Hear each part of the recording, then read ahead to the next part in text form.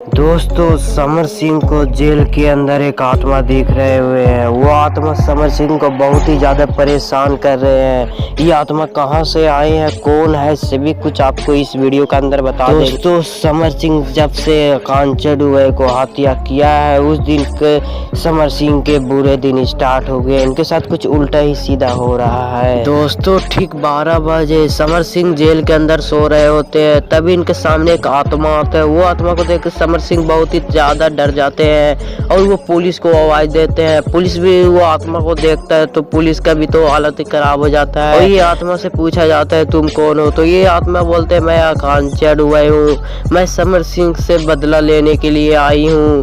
तभी समर सिंह इसे सुनने के बाद समर सिंह के तो हालत ही खराब हो जाते हैं। तभी पुलिस बोलते हैं कि इनको छोड़ दो, मैं इनको फांसी की सजा दे ही दूंगा। तो आकांक्षा डुबे इनको छोड़ के चले जाते हैं। अब देखे हैं कब आते हैं आकांक्षा डुबे आत्मा बनने के बाद। दोस्तों, आप क्या बोलना चाहते हैं कमेंट बॉक्स में जरूर बोलिएगा आकांक्षा डुबे के लिए। अब वीडियो को लाइक करके चैनल को सब्सक्राइब कर दीजिए। मैं आकांक्षा डुबे के रिलेटेड डेली अपडेट देता रहूंगा।